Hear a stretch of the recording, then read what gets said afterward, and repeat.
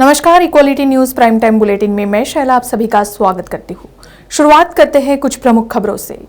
जम्मू कश्मीर के पूर्व मुख्यमंत्री और नेशनल कॉन्फ्रेंस के नेता उमर अब्दुल्ला ने मोदी सरकार पर एक बार फिर जमकर हमला बोला है। इस बार उन्होंने लाउडस्पीकर को लेकर चल रहे विवाद, बिजली कटौती और बाकी कई मुद्दों पर सरकार को घेरा। उमर अब्दुल्ला ने केंद्र सरकार पर बड़ा आरोप लगाते हुए कहा कि अगर वाकई में बिजली की कमी है तो बाकी के घंटों में बिजली की कटौती करे, लेकिन शहरी और इफ्तार के वक्त बिजली नहीं काटिए। माइक, हलाल, हिजाब और रोज़ों में भी आप हमें बिजली नहीं दे पा रहे हैं, तो आखिरकार आप हमें दे क्या रहे हैं? सिर्फ दुख और दर्द। हमारे मुल्क के संविधान में है कि हम सेक्युलर है और सभी को अपने धर्म को मानने की आज़ादी है। कौन अपने मजहब का कितना हिस्सा माने, ये भी उसकी खुली आज़ादी है। अब्दुल्ला ने कहा कि मुझे नहीं लगता कि किसी भी सरकार को इस चीज़ में दखल देनी चाहिए। उमर अब्दुल्ला ने लाउडस्पीकर को लेकर चल रहे विवाद का भी जिक्र किया। हमारे सोनम लोटस साहब बस कह ही देते हैं कि कल हवा चलेगी, आज ही बिजली काट देते हैं इस खुशी में कि कल हवा चलने वाली है। हवा है नहीं लेकिन बिजली गॉन। लोग कुछ कहने से भी अब घबरा जाते हैं, वो सच बयान नहीं करना चाहते हैं। सच बोलने की जगह ही नहीं रही। कहने के लिए तो हम दुनिया की सबसे बड़ी जमहूरियत में अपने आप को गिनते हैं, लेकिन ये कहां की जमहूरियत? नौजवान जो जर्नलिस्ट हैं, जो खबर देते हैं, उनको इस बात की सजा दी जाती है कि वो गवर्नमेंट की तारीफ नहीं करते। नफरत की राजनीति की वजह से विभिन्न समुदायों के बीच बढ़ते तनाव को देखते हुए करीब 108 पूर्व नौकरशाहों ने प्रधानमंत्री नरेंद्र मोदी को खुला पत्र लिखकर नफरत की राजनीति को खत्म करने की अपील की है। पत्र में कहा गया है कि देश में नफरत से भरी तबाही का उन्माद सिर्फ अल्पसंख्यकों ही नहीं बल्कि संविधान को भी निशाना बना रहा है। दरअसल पूर्व नौकरशाहों ने एक खुले पत्र में लिखा कि हम देश में नफरत से भरी तबाही का उन्माद देख रहे हैं, जहां न केवल मुस्लिम और अल्पसंख्यकों को निशाना बनाया जा रहा है बल्कि संविधान के साथ खिलवाड़ भी हो रहा है। इस पत्र पर 108 लोगों ने हस्ताक्षर किए हैं, जिनमें दिल्ली के पूर्व उपराज्यपाल नजीब जंग, पूर्व राष्ट्रीय सुरक्षा सलाहकार शिवशंकर मेनन, पूर्व विदेश सचिव सुजाता सिंह, पूर्व गृह सचिव जी.के. पिल्लई और पूर्व प्रधानमंत्री मनमोहन सिंह के मुख्य सचिव टी.के.एस. नायर भी शामिल है। पत्र में लिखा है कि पिछले कुछ वर्षों से और महीनों में कई राज्यों में जैसे असम, दिल्ली, गुजरात, हरियाणा, कर्नाटक, मध्य प्रदेश, उत्तर प्रदेश और उत्तराखंड में अल्पसंख्यक समुदायों, खासकर मुसलमानों के प्रति नफरत एवं हिंसा में वृद्धि ने भयावह नया आयाम हासिल किया है। पत्र में कहा गया है कि दिल्ली को छोड़कर इन राज्यों में भाजपा की सरकार है और दिल्ली में पुलिस पर केंद्र सरकार का नियंत्रण है। पूर्व अधिकारियों ने पत्र में अपनी बात रखते हुए लिखा कि हम सबका साथ, सबका विकास, सबका विश्वास के आपके वादे को दिल से लेते हुए आपकी अंतरात्मा से अपील करते हैं। यह हमारी उम्मीद है कि आज़ादी का अमृत महोत्सव के इस वर्ष में पक्षपात पूर्ण ये हमारी उम्मीद है कि आज़ादी के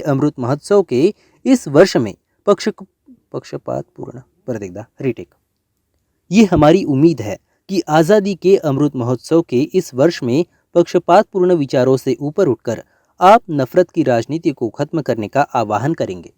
केंद्र सरकार की तरफ से किसानों के लिए राहत दी गई है। पीएम मोदी की अध्यक्षता में बुधवार को हुई केंद्रीय कैबिनेट की बैठक में फर्टिलाइजर सब्सिडी बढ़ाने का फैसला किया गया है। इसके साथ ही खरीफ सीजन के लिए खाद के दाम नहीं बढ़ेंगे। खरीफ सीजन आ रहा है और उर्वरकों के रॉ मटेरियल काफ़ी महंगे हो रहे हैं। हाल ही में खाद कंपनियों ने डीएपी की कीमतों में 150 रुपये की वृद्धि की है। यूरिया और दूसरे उर्वरकों के दाम में भी वृद्धि होने का पूरा अनुमान है। ऐसे में पहले से ही डीजल की बढ़ती कीमतों से परेशान किसानों पर सरकार खाद की महंगाई का बोझ नहीं डालना चाहती। मीडिया रिपोर्ट्स के मुताबिक कैबिनेट की बैठक में फर्टिलाइजर सब्सिडी बढ़ाने की मंजूरी दी गई है। सरकार सब्सिडी नहीं बढ़ाएगी तो किसानों को महंगा खाद खरीदना पड़ेगा। फिलहाल सरकार किसानों से महंगा खाद खरीदवाने का राजनीतिक रिस्क नहीं लेना चाहती। आज राज्यों के मुख्यमंत्रियों के साथ बैठक के दौरान प्रधानमंत्री नरेंद्र मोदी की राज्यों से तेल पर वैट घटाने की अपील के बाद महाराष्ट्र के सीएम उद्धव ठाकरे की प्रतिक्रिया सामने आई है, जिसमें अनकहे तौर पर ठाकरे सरकार ने पेट्रोल डीजल की बढ़ती कीमतों पर केंद्र सरकार को ही जिम्मेदार ठहराया है। पीएम मोदी ने इस बात का जिक्र न करते हुए सिर्फ राज्यों से वैट घटाने के लिए कहा, जिस पर सीएम उद्धव ठाकरे ने पीएम पर हमला बोला है। उद्धव ठाकरे ने कहा कि केंद्र सरकार की ओर से आर्थिक निधि के आवंटन के समय महाराष्ट्र से भेदभाव हुआ है। केंद्र को महाराष्ट्र से ही सबसे ज्यादा कर की उपलब्धि होती है, लेकिन फिर भी महाराष्ट्र के साथ सौतेली संतान जैसा व्यवहार किया जाता है।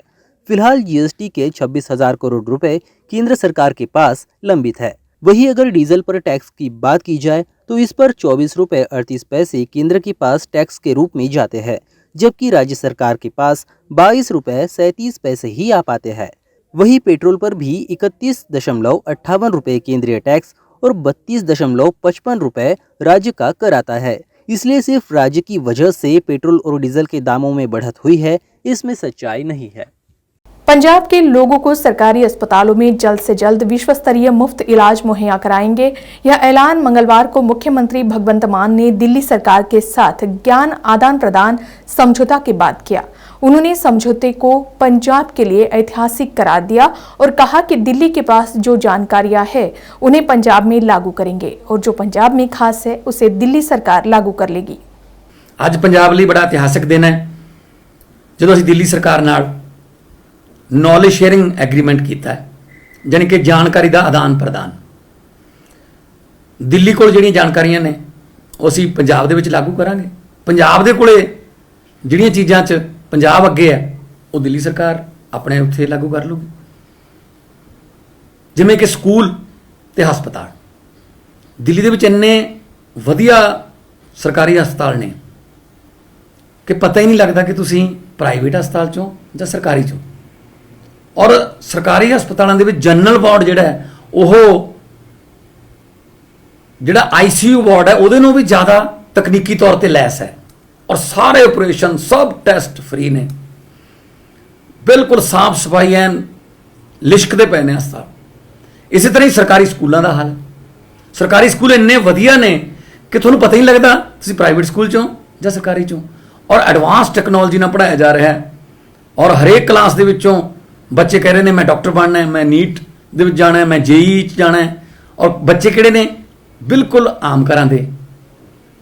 ਕੋਈ ਟੇਲਰ ਮਾਸਟਰ ਦਾ ਬੇਟਾ ਹੈ, ਕਿਸੇ ਦਾ ਪਿਤਾ ਜੀ ਪ੍ਰੈਸ ਕਰਦਾ ਹੈ, ਕੱਪੜੇ ਪ੍ਰੈਸ ਕਰਦਾ ਹੈ, ਕਿਸੇ ਦਾ ਬੱਸ ਦੇ ਵਿੱਚ ਡਰਾਈਵਰ ਹੈ। ਕੱਲ ਅਸੀਂ ਪੁੱਛਦੇ ਵੀ ਰਹੇ ਹਾਂ। ਸੋ ਜਦੋਂ ਉਹ ਬੱਚੇ ਪੜ੍ਹ ਕੇ ਆਪਣੇ ਘਰ ਦੀ ਗਰੀਬੀ ਨੂੰ ਖਤਮ ਕਰਨਗੇ ਉਸ ਵੇਲੇ ਇਹਨਾਂ ਸਕੂਲਾਂ ਦੀ ਯਾਦ ਆਊਗੀ ਲੋਕਾਂ ਨੂੰ। ਸੋ ਅਸੀਂ ਵੀ ਪੰਜਾਬ ਦੇ ਸਰਕਾਰੀ ਸਕੂਲਾਂ ਨੂੰ ਇੰਨੇ ਵਧੀਆ ਬਣਾਉਣੇ ਚਾਹੁੰਦੇ ਹਾਂ ਕਿ ਉਹਦੇ ਵਿੱਚ ਪੜ੍ਹ ਕੇ ਗਰੀਬਾਂ ਦੇ ਬੱਚੇ, ਆਮ ਘਰਾਂ ਦੇ ਬੱਚੇ ਅਫਸਰ ਬਣਨ ਤੇ ਉਹ ਘਰਾਂ ਦੀਆਂ ਗਰੀਬੀਆਂ ਚੱਕਣ, ਗਰੀਬੀਆਂ ਖਤਮ ਕਰਨ। ਇਸੇ ਤਰ੍ਹਾਂ ਹੀ ਹਸਪਤਾਲ ਜਿਹੜੇ ਨੇ ਸਰਕਾਰੀ, ਜਿੱਥੇ ਹੁਣ ਜਾਣ ਤੋਂ ਅਸੀਂ ਡਰਦੇ ਹਾਂ ਕਿਉਂਕਿ ਡਾਕਟਰ ਤਾਂ ਹੈਗੇ ਨੇ ਪਰ ਮਸ਼ੀਨਾਂ ਹੈ ਨਹੀਂ, ਲੈਬ ਹੈ ਨਹੀਂ। ਜਿਹੜੀਆਂ MRI ਦੀਆਂ ਮਸ਼ੀਨਾਂ ਨੇ ਉਹਨਾਂ 'ਚ ਕਬੂਤਰਾਂ ਦੇ ਆਲਣੇ ਨੇ।